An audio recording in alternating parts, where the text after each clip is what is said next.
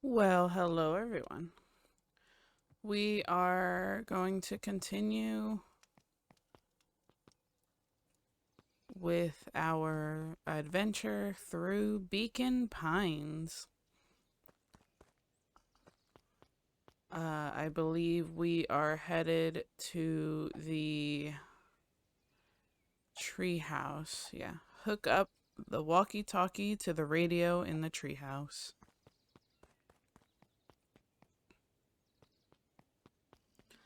Not that way. Luca heard a group of footsteps approaching. He dashed behind the bushes to avoid being spotted.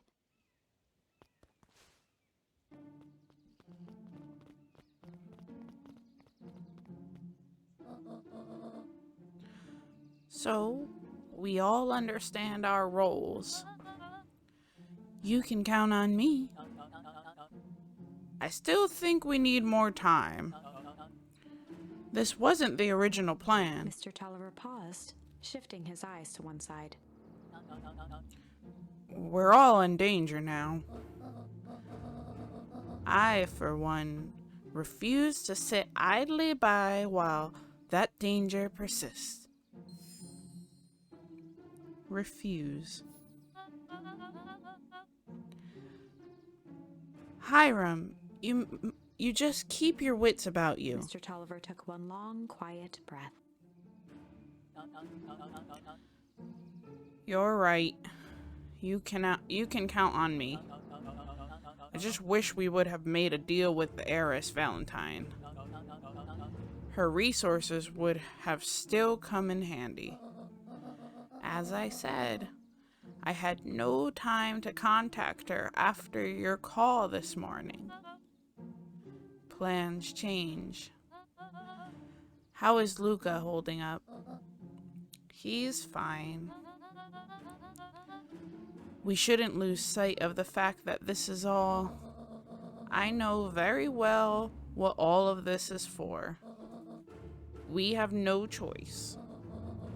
Operation Sparkplug has a new objective. Are we in agreement?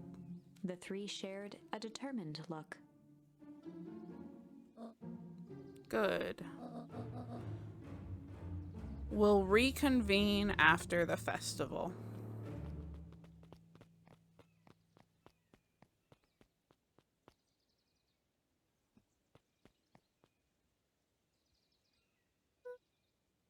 Gran, why are you meeting with Mrs. Fratelli and Mr. Tolliver late at night? Hey, Luca! Gah! Dawn, you scared me.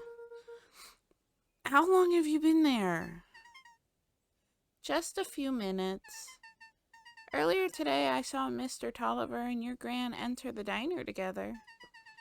When my shift at the newsstand was over, they still hadn't left. So I used the greatest tool any investigative reporter. Time. When they left, I tailed them here. What do you think they're up to? Whatever it is, they seem organized and determined. They mentioned the festival. Yeah, I heard that too. Has your Gran been doing anything different recently? Anything strange? She got a phone call this morning and rushed out the door. A call from Hiram Tolliver, it seems. She was either furious or terrified, or both. Luca, be careful out there. I think we might be in the middle of the scoop of a lifetime. I will. Aren't you coming out? Nah, I'm gonna stake out here for a bit longer. See ya, Luca.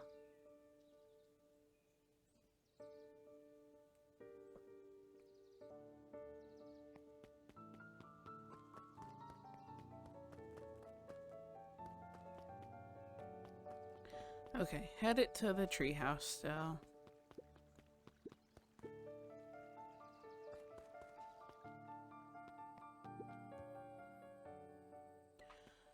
I can access this memory at any point in time. I wonder if I have any more charms I can use. Yes, yes. Cling and Luca wrapped struggle. some tape around the hook. Hey, you never know.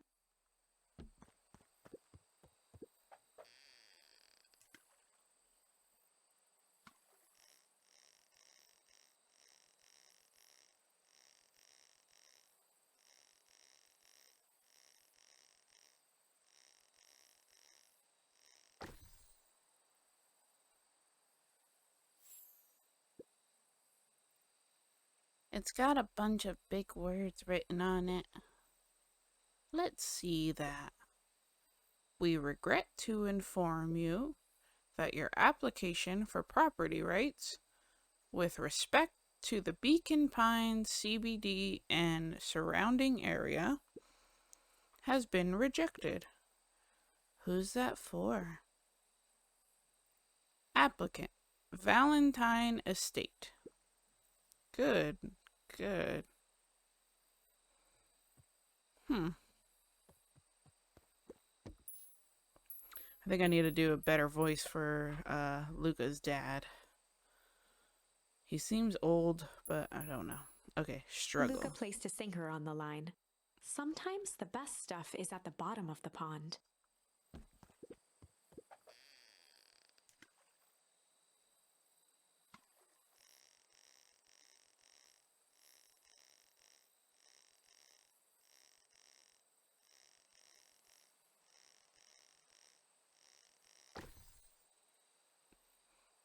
Looks like a note in a bottle. Malice 80 proof whiskey. A hard liquor for a hard man. Best leave that be. Takes a real piece of work to leave something like that lying around.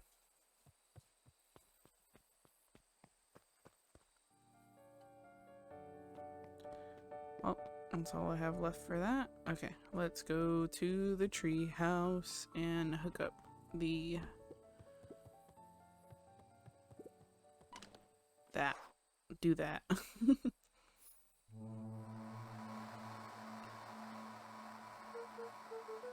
Rollo? Rollo, are you there? I'm at the treehouse now, Rollo. Mr. Kerr said you were alright. What happened out there? Dang it, Rollo, where are you?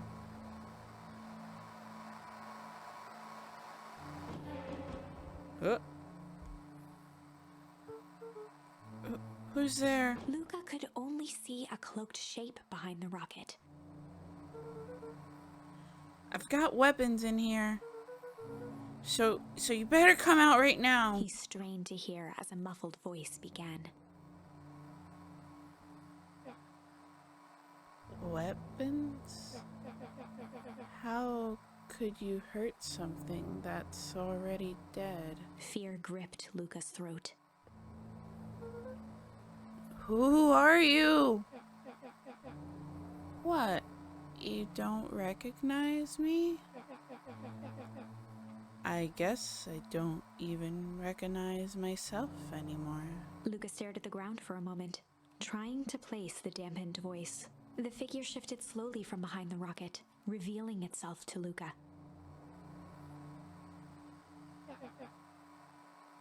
I'm a monster. And now they hump me like the beast I am. Iggy? Luca reached over empathetically. Iggy's tone jolted to dejected anger. Don't touch me. This is all your fault. Luca slumped to the ground, overwhelmed by guilt. I'm so sorry. I didn't mean to. I lost control.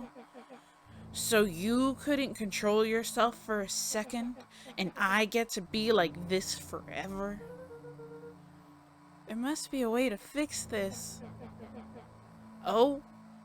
You're gonna be my savior?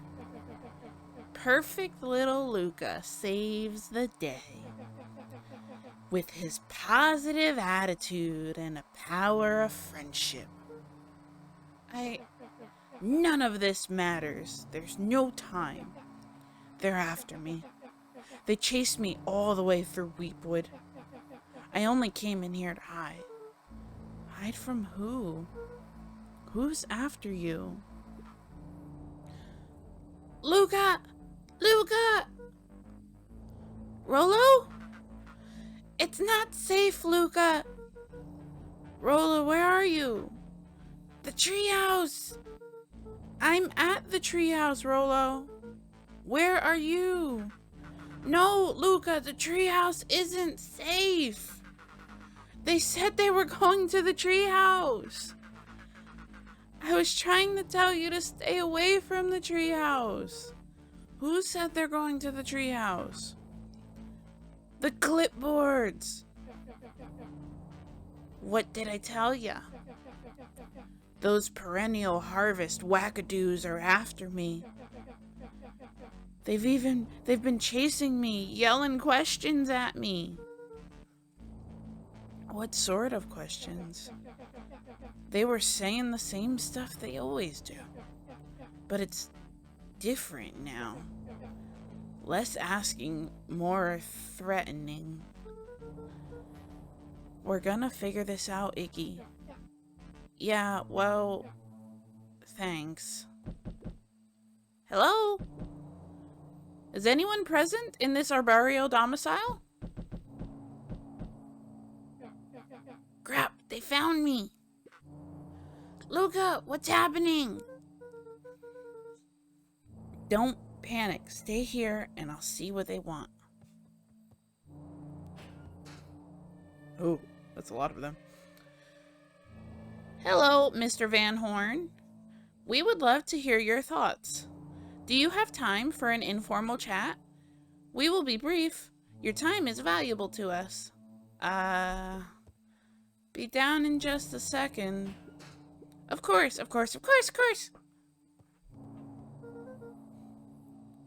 We have a problem. Luca, get out of there! Who's out there? Is it them? Yeah, the clipboards. A bunch of them. How many? Maybe all of them? And yeah, you were right. They are saying the same stuff, but with the creepy knob cranked to 10. Might young Iggy be present? We would love to hear his thoughts. Run! Iggy slumped to his knees. I don't know what to do. I'm just so tired. Luca, what do we do? Luca grabbed the walkie-talkie and headed for the window.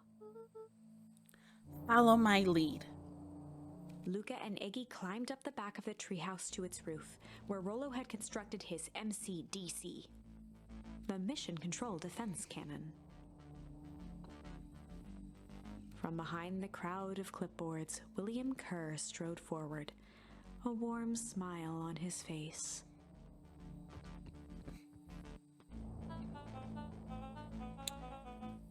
Iggy, there you are. You gave all of us a heck of a scare. Go away. Just leave me alone. Oh, I'm sorry, Iggy, but no can do. Don't worry, though. We're here to help. Help? Then why are you chasing me? Luca, can you talk some sense into your pal here? Just look at him. He's not well. What's wrong with him?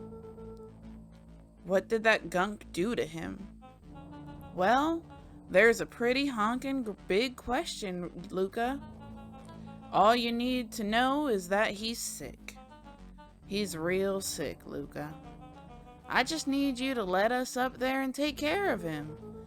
You told me Rollo was okay, that he was back at his place resting. He is. Poor fella just got a little lost. That's a lie. That's a hurtful thing to say, Luca. I thought we were buddies. Why? Because he lets you ramble on like a wackadoo? Nobody likes you. You're a creep. Kerr's smile faltered. Why don't you pop on down here so we can have a face-to-face? Yelling like this is gonna give us all a heck of a sore throat. And who wants that? Luca's grip tightened on the MCDC. What did you do to Rollo, you liar? Well, shucks, Luca. The only teeny tiny fib I told you was that he was at home. He is resting. He is perfectly safe. For now, at least. What happens to him next is up to you, Luca. Look around. You're in quite the pickle, and I'm the only person in the whole wide world who can help you.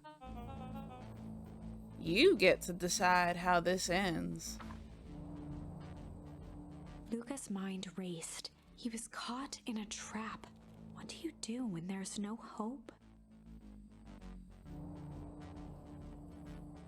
Iggy wiped his cheeks with a sleeve. What are you gonna do, Luca? Luca drew himself up and decided to take the only option he had left. Let's see what our options are. Fight? I guess that's my only option right now. Luca drew himself up and decided to take the only option they had left. Fight. He swung the mission control defense cannon around, aiming it confidently at the smirking face of William Kerr.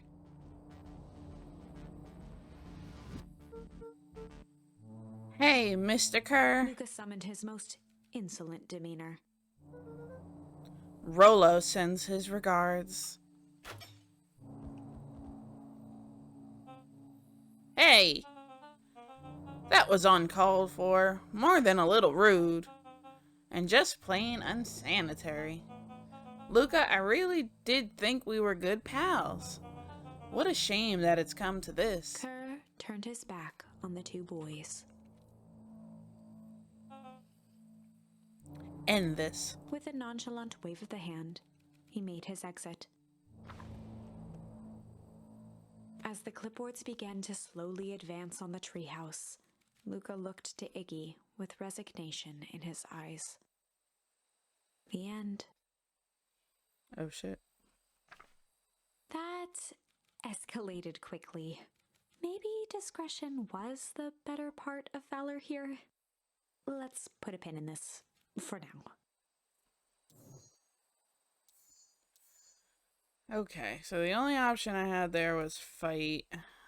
I got two options there. I've got another option there.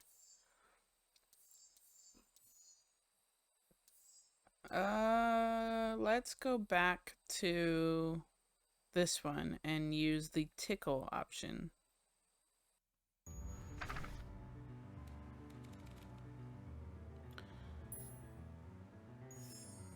Well, time to bust out the tickles. Hey Tish, wanna see something cool? Yup. Check it. Beck lunged forward and began to tickle under Tish's arms.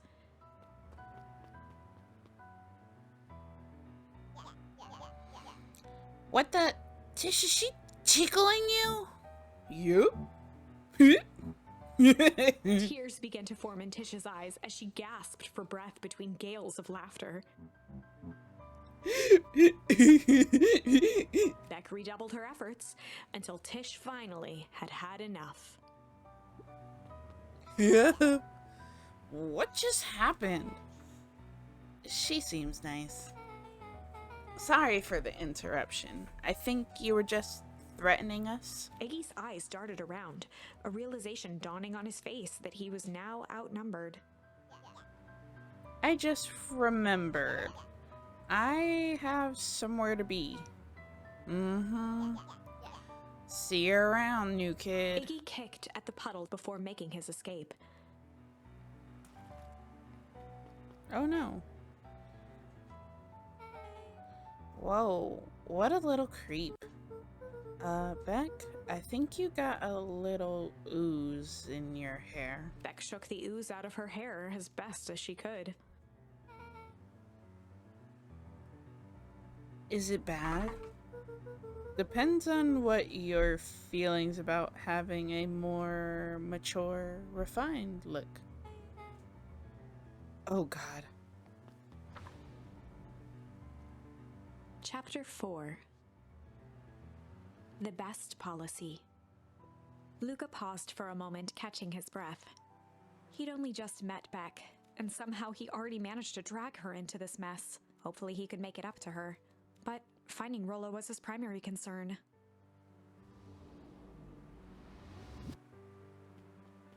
Okay, gotta continue to go find Rollo. Which way do I go? I can't walk around that.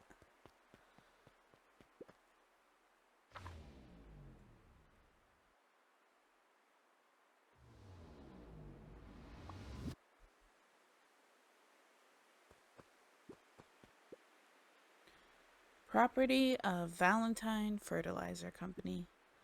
Looks old. Okay, can't go that. Oh. Luca! What the hell are you doing out here? And why did a kid with gray hair just run past us in a panic? Roxy and Fitz looked drained. It was clear they'd spent all day searching. That's Beck. I don't care who she is. What happened? We were just helping look for Rollo. Luca, I need you to start telling me the truth. Roxy's temper could often be dismissed as the impatience of an older sibling. But this was the most intense Luca had ever seen her. Her eyes were wild and unfocused, looking straight through Luca. We're running out of time. In a torrent of rambled words and tears, Luca broke down. Rollo and I were just playing in Wheatwood yesterday. We were investigating lights at the old Valentine warehouse. But someone was in there in a strange suit. And we hid in the dumpster and had a heavy bag dropped on us. And I think it was a body. So we ran, but we got split up. And I ran home. And it's all my fault. And now my best friend may never come back. Wow. Just wow. Roxy, still exhausted and angry, softened briefly as her eyes hunted the ground in thought. With a determined sigh, she looked up at Luca. It's not your fault, Luca. Rollo's gonna be okay, I promise. Roxy drew herself up. I'm gonna fix this. Luca, go home. But I wanna help. This is too dangerous for a kid. I can't just sit around. I have to do something. Roxy tried to think of the safest place to send Luca. You go back to that little treehouse you two like to play in. Wait there in case Rollo shows up. Sound like a plan? Luca wiped his cheeks and gave a quick nod. You did the right thing telling me the truth. Now scoot. You really believe his story? What other option do we have? Things have been strange around here leading up to the festival. My dad has been acting weird lately. Well, weirder than normal. Looking into the puddle, Roxy rubbed her arms to warm up. Why is it so cold here? This place gives me the willies.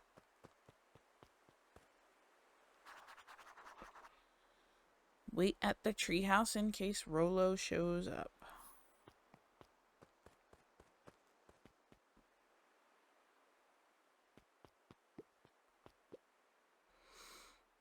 Joey, have you seen Rollo around? No? Sorry, Luca. I've had my eyes on the dirt looking for beetles. I can't seem to find any. He never came home last night. Do you think it's because it's been colder than normal? I don't see why that would have anything to do with Rollo. No, the Beatles. Do you think the temperature confused their circadian rhythm or something? Who's to say? I'm no beatologist. Just keep an eye out for him, would you? Of course. Mr. Nuncreed jumped with a start.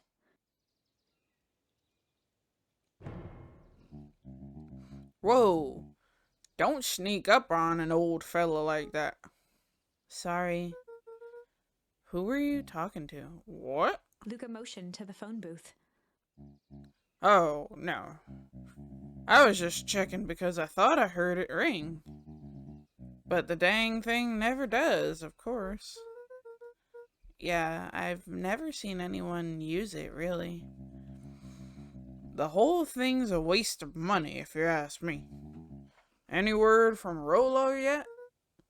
Not yet. Long time for a boy to lose his way. Rollo knows the woods too well to get lost. I suppose you're right. Silly boys' antics have this whole town worried sick. Antics? We all know Rollo likes to play his little pranks. You think this is a prank? What other possible explanation could there be? He's not playing a prank, and he didn't get lost. Someone took him, I know it. How would you know that? Unless... Luca, is there something else that you know? Mr. Nuncreed gently placed one of his substantial hands on Luca's shoulder. Dang it, boy, if there's something you know, something that could help your friend, you need to tell folks. Luca peered up at Mr. Nuncreed. Kind eyes warmed a stern face. There was a deeper emotion hiding beneath it all. It was subtle, but Luca could sense something eating away at him.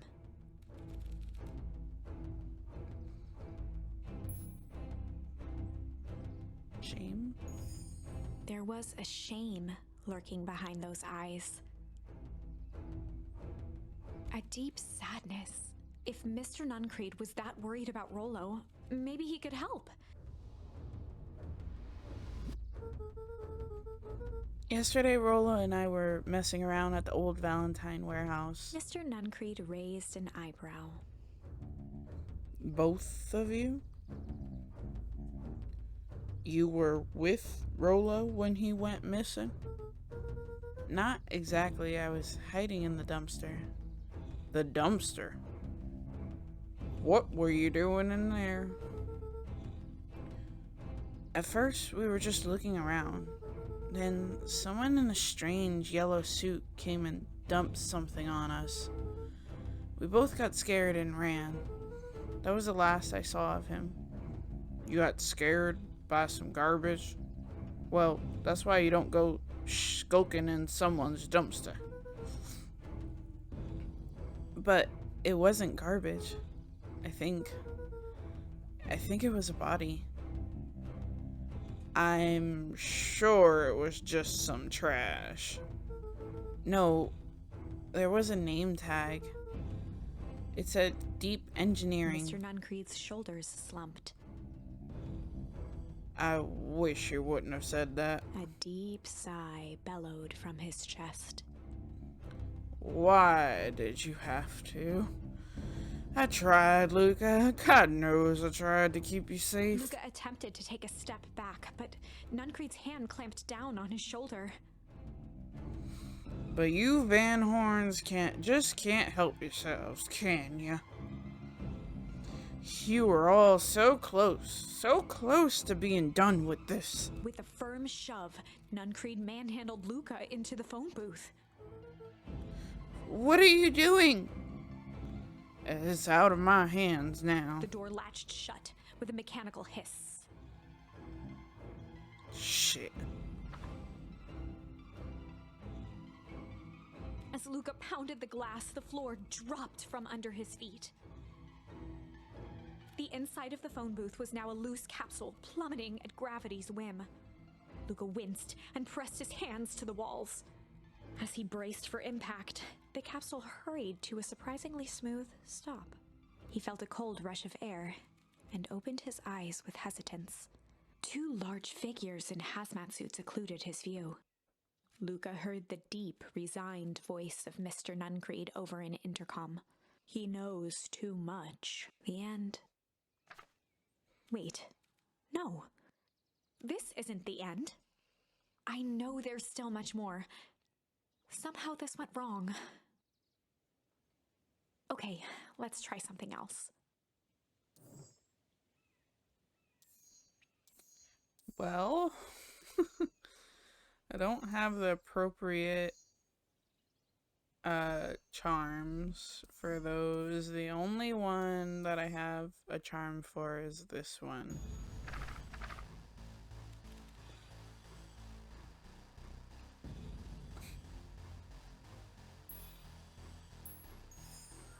This is a story about struggle.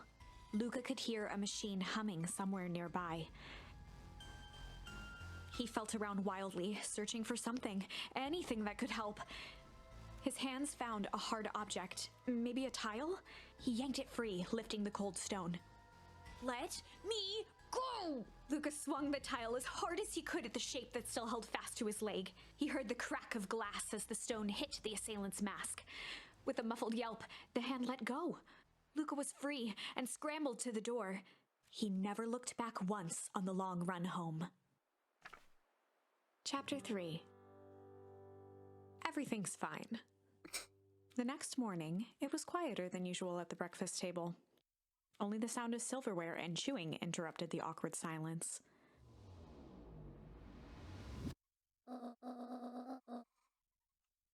I finished jarring a mess of jam last night.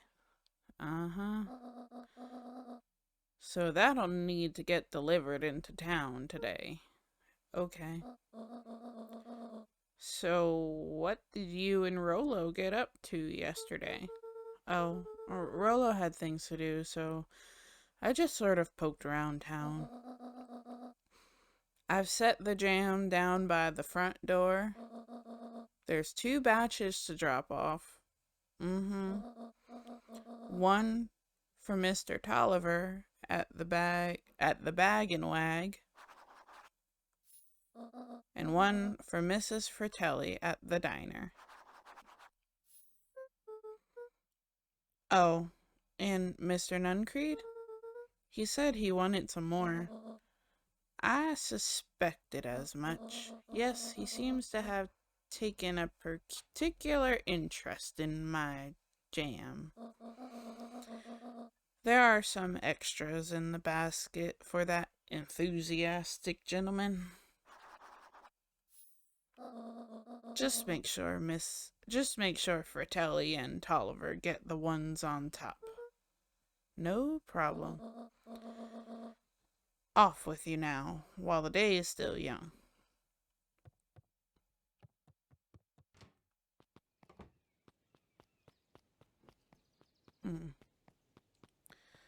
Okay, so obviously Mr. Kerr's a bad guy, and Nuncreed is involved in... Oh, that's not the door. The door's on the other side. Nuncreed is involved in something as well. Oh, where's Granny going?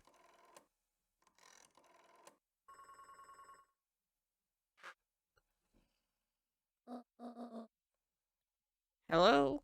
It's Juniper Hartford. Before you hang up, just hear me out. I have a business proposition. The simple matter is we both have the same problem that needs solving. I apologize for my terrible reading today for some reason. Very well. We can meet tonight.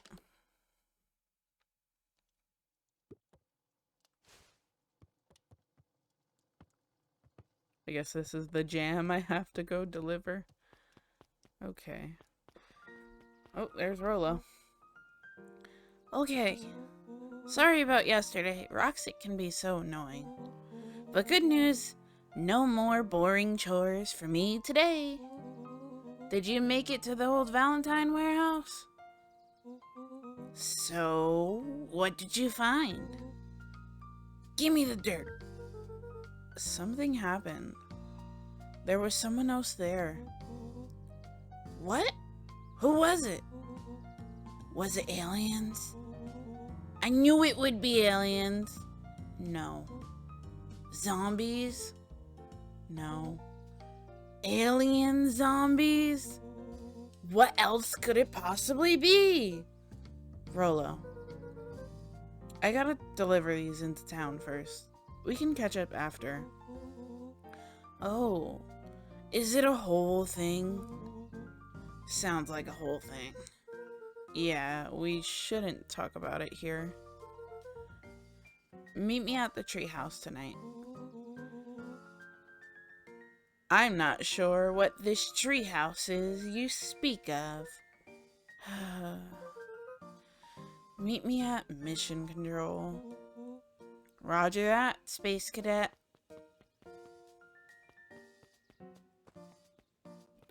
Okay, Fratelli and Tolliver first. None Creed last.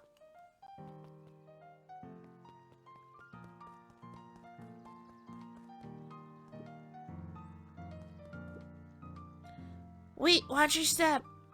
Oh, sorry. There was a whole family of beetles here. They've gone missing. I thought they just sort of wandered around. Everyone has a home, Luca. Even beetles. Luca checked the soles of his sandals. I think we're okay. It's weird that they're gone. They went missing when the festival preparations began. You think the noise scared them away? Something like that. Just watch where you step, okay? I can't remember if that's the voice that I gave that. You can tell those jerks. It doesn't matter how many boxes they pile up. I ain't moving.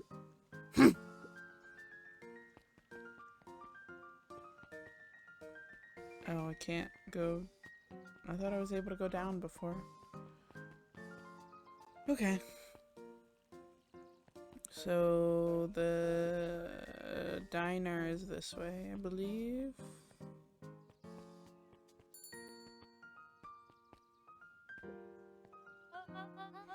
Well, if it isn't my favorite little jam runner. Hey, Mrs. Fratelli. Look at you. She leaned forward and pinched Luca's cheek. You're all skin and bones. Is your gran not feeding you? She is. It's just... I understand. You know, I taught your mama how to cook back in the day.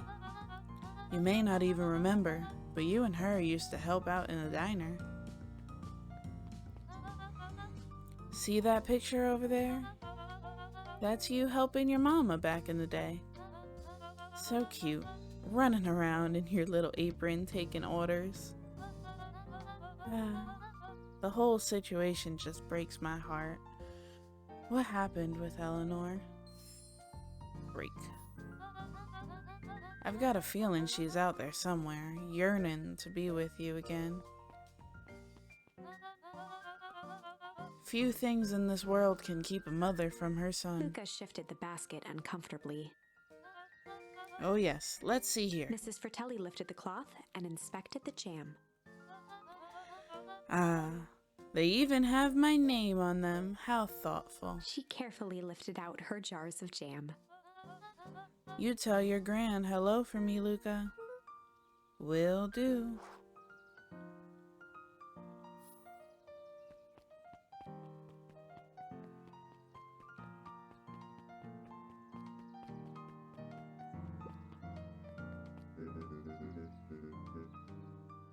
If I could just be left alone, young Mr. Van Horn.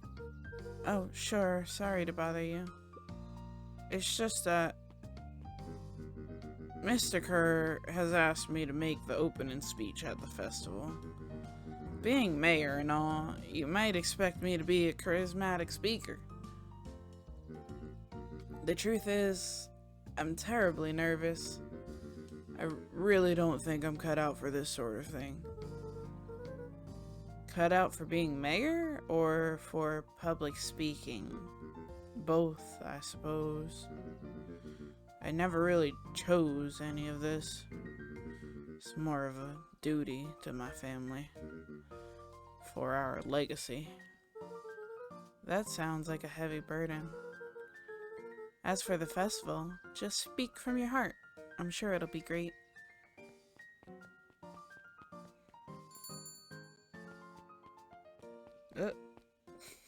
My joystick got stuck. I notice his tail does a little wiggle when you turn around. That's cute. I can't remember where the other person is. Hey, Dawn. Yeah. Hey, Dawn. Hey, Luca. What's up? They got you on jam delivery, eh? Yep. Have you seen the new kid around yet? New kid? Yeah, came in from the big city. Her parents both got jobs here. But get this, one of them is working for William Kerr and Perennial Harvest. The other is working for Eris Valentine. And? The Valentines represent Beacon Pines Pass. Perennial Harvest has positioned itself as the town's future. Must make for some interesting dinner table conversations. I can imagine. Excuse me while I take a sip of water. All this voicing is taking a toll on my vocal cords here.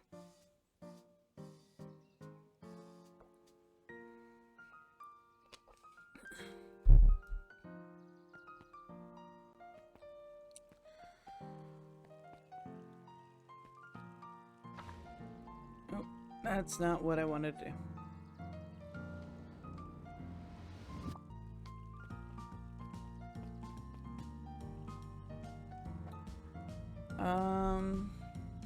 Yeah, where is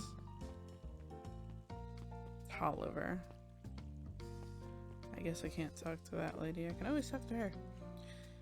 Anger from the past, mistakes not yet made, and a glimmering hope for the future. He carried them all in equal parts everywhere he went. Oh heavens, what a burden to bear!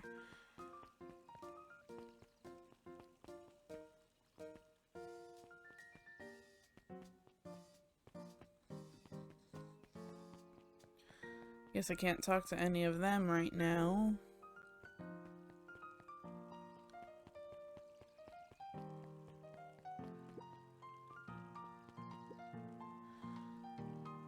Mr. Wilder, I trust you have time to chat. Eris Valentine, oldest of Sharper Valentine's children, and heir to the Valentine fortune, had a way of making questions seem like demands. Certainly. What seems to be the problem? Mr. Wilder had learned to assume that if he was hearing from Eris, it was because she had taken issue with something he had put in the paper. I couldn't help but notice. The front page of this morning's paper was consumed with stories about this silly festival. Well, yes. That is the news of the day. But there was no mention of the museum, nor the foundation through which it was endowed. I'm sorry, Miss Valentine. My readers are more interested in this town's future, rather than any one family in particular. There was a time, Mr. Wilder, when the goings-on of my family was the only thing the town cared about. Well, things change, ma'am. You know, change Is it dangerous if you finish that thought? I would make that monocle a permanent fixture of your anatomy. My apologies. Good day, Miss Valentine. Did I give you the impression this conversation was finished? Mr. Wilder averted his gaze and began to polish his monocle. Well, good day, Mr. Wilder.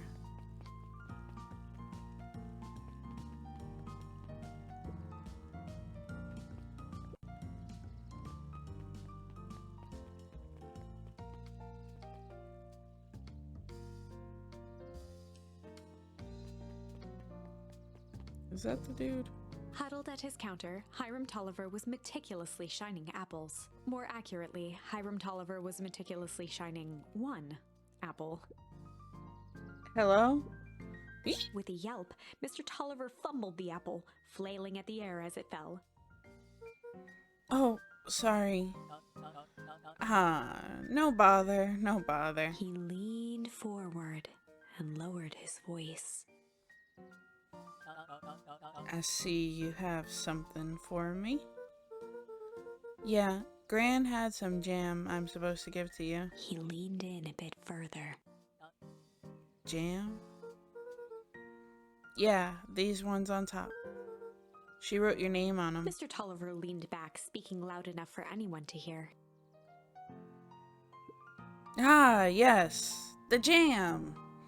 Thank you so much for delivering this jam to me. He reached forward and snapped up the jars of jam, giving Luca a little wink. I shall put it on my store shelves post-haste. Okay, I should finish my deliveries. Of course. Of course. He leaned in for a final whisper. Of course. Why is that so funny to me? Oh, this guy is not good at being secretive. No touching.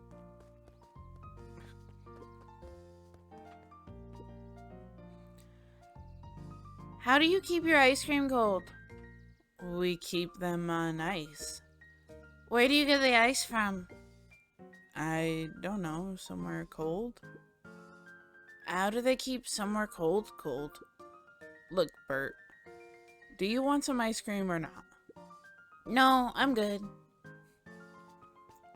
Is the History Museum the same? Do I have to watch that video all over again? We all know Beacon Pines is a great town. What you may not know is great towns grow from mighty roots.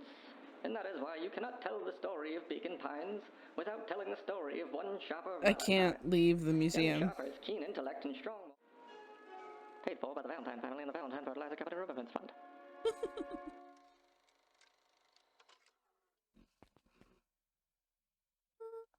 That was unhelpful.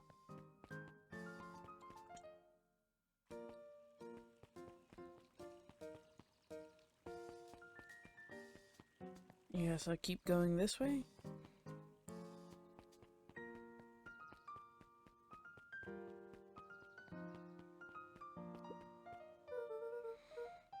Got some jam for you, Mr. Nuncreed. Luca, you seem chipper. Well, aside from being on delivery duty, it's a nice day. Mr. Nuncreed eyed Luca for a moment, then nodded in agreement. I suppose it is. So, do you want your jam? Oh, right. Usually Juniper drops those off herself. I guess she's busy today. Anyway, this is my last delivery for the day. Oh, in that case, Nuncreed snatched the basket from Luca. I'll hold on to the basket until next time I see your Gran. Yeah, don't like this guy. Don't like him at all. Hey, you! Anchovies or pineapple? Don't think. Just answer. Pineapple. Why? How old are you? 12? Perfect. Follow me. Who are you? Anyone ever tell you you ask too many questions? Just try to keep up, okay? What just happened? Well,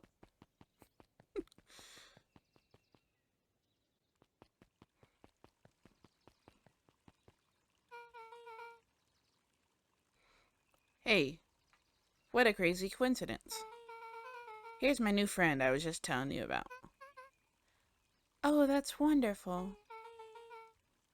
Yep, we just hit it off. Oh, really? Get this. His favorite pizza topping in the whole world is pineapple. Oh, and what is your new little friend's name? Beck locked eyes with Luca. The look on her face was equal parts expectant and desperate.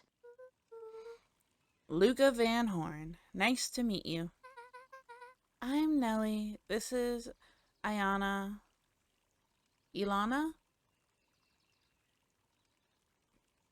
I'm gonna go with Ilana. I'm Nellie, and this is Ilana. We're Beck's parents. Beck gave Luca a quick nudge. Oh, yeah, Beck told me all about you. Already feels like we've known each other for years. So you both can stop obsessing about me making friends. Oh, darling, we never doubted you. It's just that for children with fewer than 5 close friends, the probability of a stunted development doubles. Well, 1 down, 4 to go, I guess. What Nellie means is we just want this move to be as easy on you as possible. You can relax. A friend has been friended. This calls for celebration. Luca, you must join us for dinner tonight. Dinner? Wow, another coincidence. I actually already asked him and he said he would love to. It's just wonderful. In that case, we should pick up some groceries. You two don't get into too much trouble now.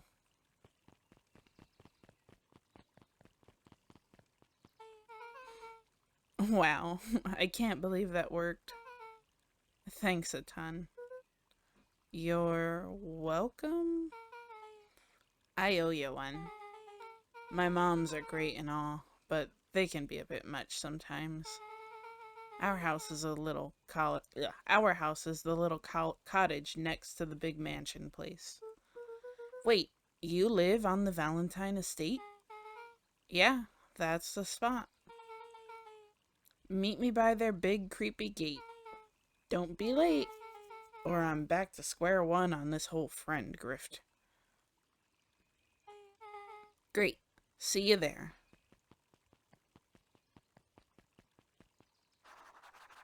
Meet Beck at the big creepy gate. Right now.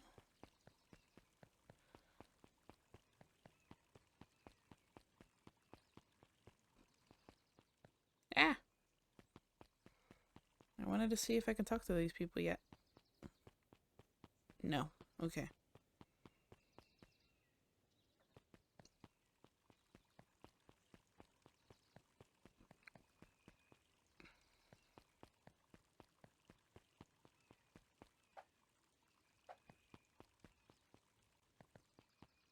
So, can I still go over here and talk to Rolo?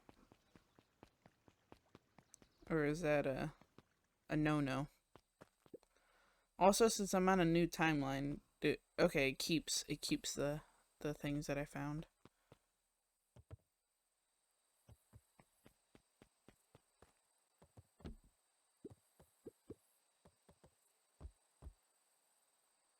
Alright, never mind. Rolo isn't here yet, so I guess I have to go meet Beck.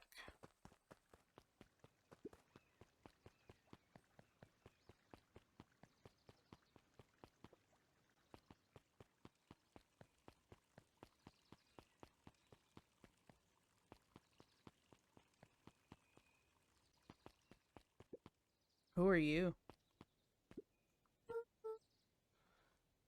Good morning, Jeff. What's so good about it? Another day further down the tubes, if you ask me. Come on now, it's not all bad. The festival's coming up. Festival. Old man Valentine used to put on a cockamamie shindigs all the time. And where did that get us? Well, it's Perennial Harvest putting on this one. And they're doing it for the whole town. As far as I see it, the difference between Old Valentine Company and the new Perennial Harvest outfit Jeff dug through his pockets for a bit. is the difference between this empty soup can and this brown banana. But those are both garbage. Exactly. You have a point. Hey, Kato. Good afternoon, Luca. Can I help you find something? Maybe, maybe not. Try me. Well, there's been some weird stuff going around at the old Valentine warehouse. Can't say I know anything about the old warehouse. But empty hives don't stay empty for long. Huh? Kato motioned to the book in front of him. The more I read about bees, the more similarities I see with people. If a hive collapses and fails, it doesn't stay empty for long. A new queen will set up shop pretty quickly. So you're saying it would make sense for someone new to start using the warehouse. Nature abhors a vacuum.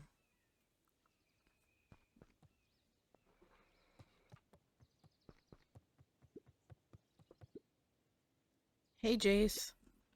Oh, hey, Luca. Have you seen this new issue of Hank Atomic? Not yet. No spoilers, please. It's awesome.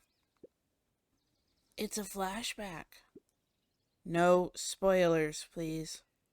We get to see how mild-mannered Henry Adams becomes. Hank Atomic, man of space justice. Jace, no spoilers. Oh, sorry. My point is, you're gonna love it. Alright, Jace. Catch you later. Roger that, Space Cadet. Kid knows nothing about spoilers.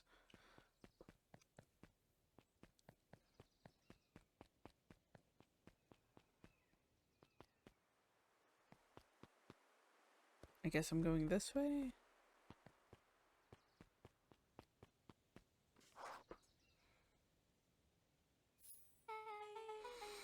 So, who all lives in that house?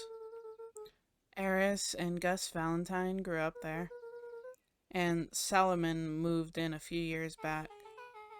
The creepy little kid in the vest? That sounds like the one. So, just 3 people live in that huge thing? I bet a bunch of shady stuff happens all the time in a place like that. Not really. The Valentines pretty much keep to themselves. So it's empty and boring? Pretty much. What a waste. My mom says that it used to be way busier back before Sharper died.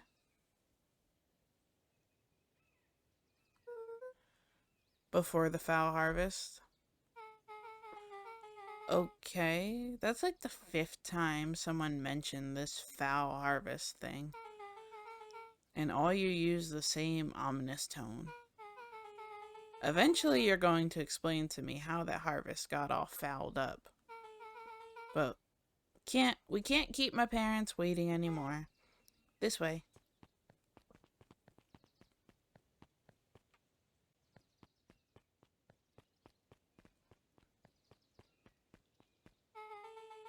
Most kids would have just ditched me by this point. Why are you still here? You look like you You looked like you could use some help. You know what, Luca? You're not so bad. Let's get through this as simply as possible. Just eat, smile, and nod. Fun. Great. Whatever you do, don't bring up their work. I think I can handle that. Beck took a long breath, then gave a firm nod.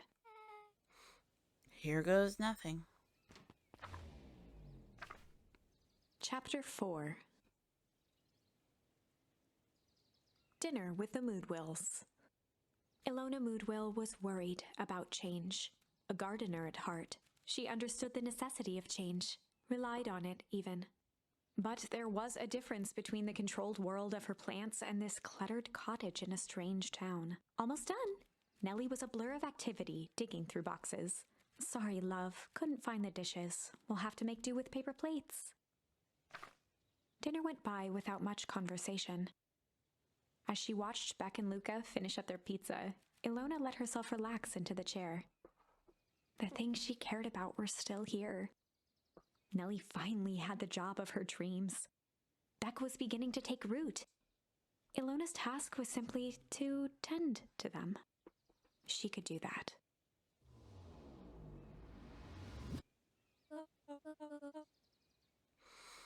So, Luca, tell us a bit about yourself. Where do you live? Oh, I live with my grandma. Over on the other side of the river. Your grandma? Where are your parents at?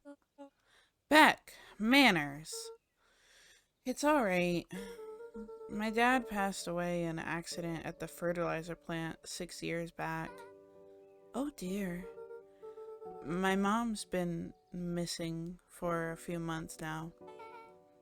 Like, missing? Luca's eyes were fixed to his plate, pushing a chunk of pineapple around with his finger. Nellie was the one who eventually broke the silence. Luca, how did you like the pizza? Oh, it was good. Very good. Normally, we would have put more effort into dinner. Ilona nervously gestured toward the boxes. We aren't fully settled in, and Beck had mentioned that it's your favorite. I'm sorry, are we just skipping the part where he said his mom was missing? Beck. I'm sorry, Luca. This move has us all a little tired. Luca wiped his face with his sleeve. No, it's fine.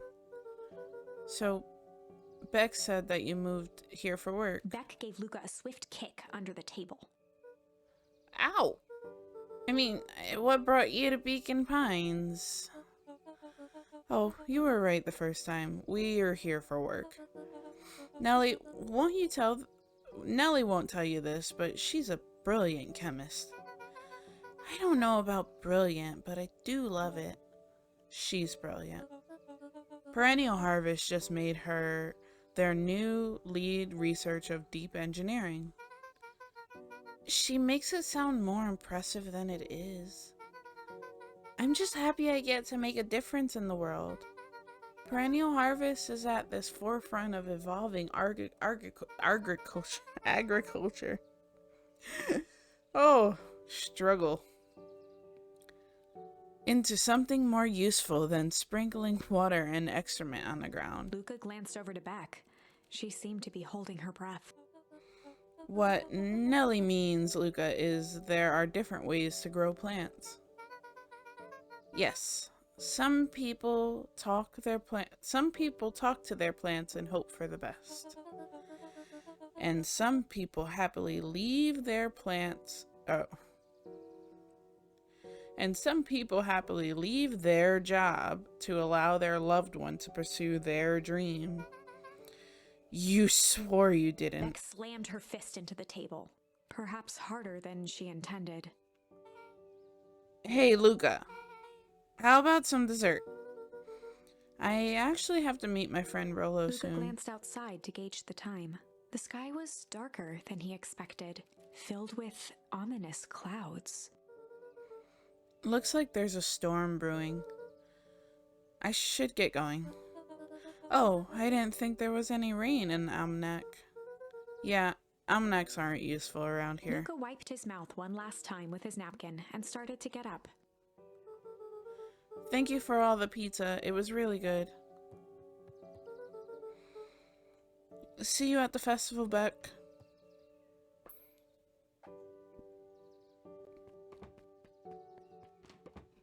Wait up! I'll walk you home. Surprised, Luca turned around. He knew Rollo could be prickly around new people. But Beck seemed cool. Rollo would warm up to her eventually. Probably.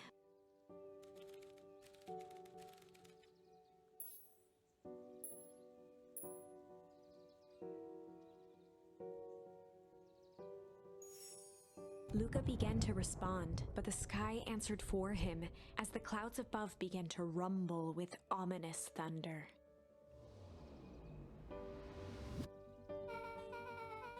You sure we can make it home before the storm kicks off? Luca surveyed the roiling clouds.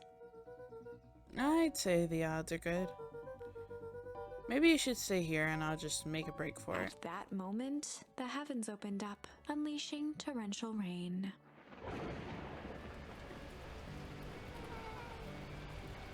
Care to recalculate those odds? Hurry inside, you two, before you catch a cold.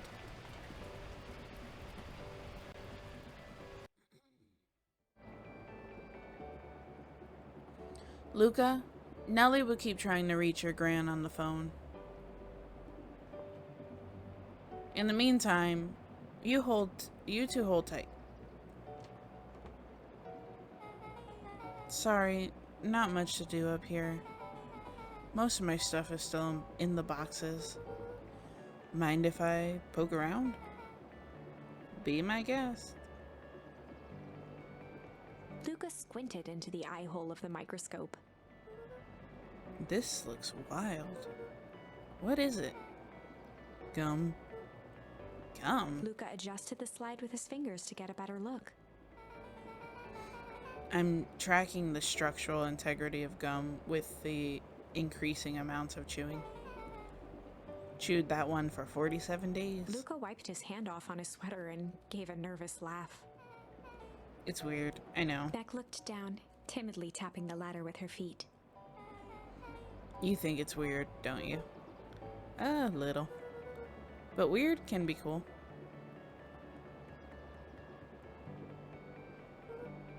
Oh, wow. Rollo and I have a radio just like this at the treehouse. Probably not exactly like this one.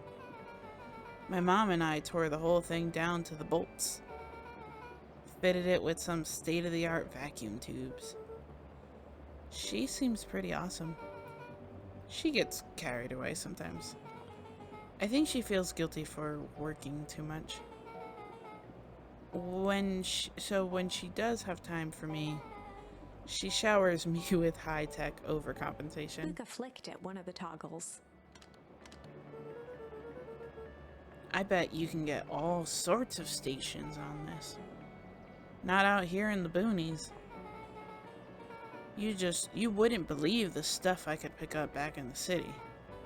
But around here, it's all farm reports and static. Ah, shucks. Luca bent down to examine the bouquet of wilting flowers. Judging by the odor, they were well past their prime. Pungent. He flipped open the attached card. Happy trails from Coach Walker at the Fairview Condors. And all the Fairview Condors.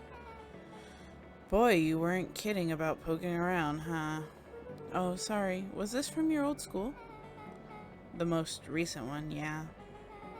Some schools gave me going away cards. Some did flowers. When they're really trying to feel good about themselves, they do both. So, you've moved a lot. Yeah, that's the thing with having a brilliant parent. There's always a better job somewhere else. These flowers would last longer if you put them in some water. That's the sort of thing I would do if I cared. Well, you cared enough to keep them, is all.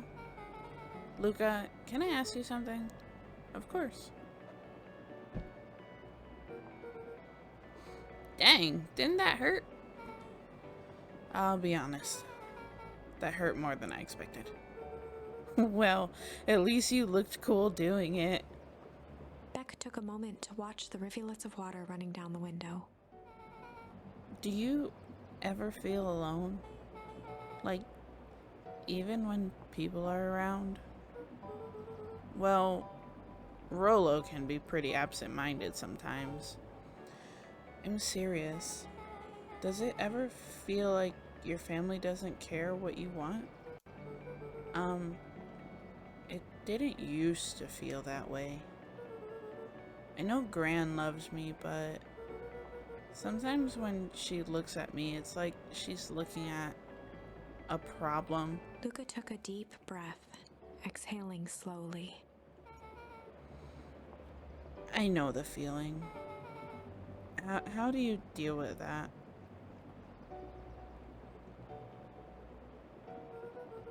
I guess I haven't yet. But one thing my dad told me when I was little: don't hold a grudge, especially against yourself. If you try to hold it all in, you're gonna pop. So then, what do you do? When you don't want to know, or when you don't know what to do? Dad never got to that part. Something I figured out on my own, though. You gotta do something. Anything. Here. What are you doing? I don't know. Something. We're gonna register our complaints with the storm. Listen here, you miserable universe. Stop jerking me around. I just want things to go back to the way they were. Everyone tells me it's gonna be alright. The things are gonna change. Luca let out a feral scream that echoed into the night. Every time something changes, everything gets worse. Screw this town. Whoa. Let me try. Moving sucks. I hate it. I hate that I hate it. Why can't I just deal with it and be happy for my mom? Why can't we just stay somewhere? Her voice dropped to a trembling whisper. I just want to be a normal kid. Beck brushed off her shirt and straightened up. There. Wow, I actually feel a little bit better. As abruptly as it began, the storm abated. Thanks. I needed that. Me too. I should head out before the rain starts up again. Sure, I'll walk with you. See you and Rolo at the festival? Sounds good. Luca, don't let the universe jerk you around. Beck gave Luca a light thump on the arm before heading in. Chapter 5. Friendly Feud. The air was heavy with the hard rain's residue. The smell of wet things. Despite his dreary surroundings, Luca felt at peace. He'd never shared those details about his dad with anyone. Not even Rolo. But it's not like this changed anything. Rolo was still his best friend. Adding Beck to the group would help balance things out. Everything's better in threes.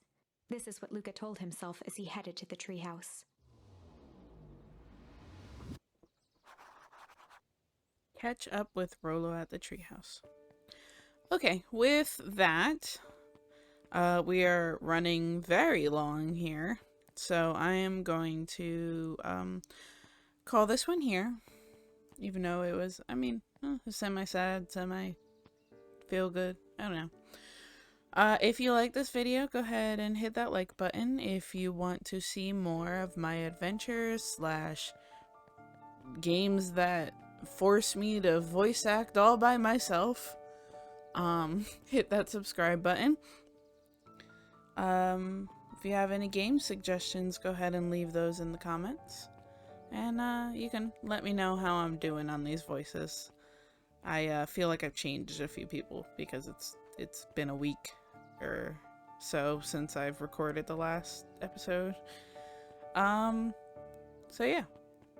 I'll see you guys next time. Thanks for watching. Bye.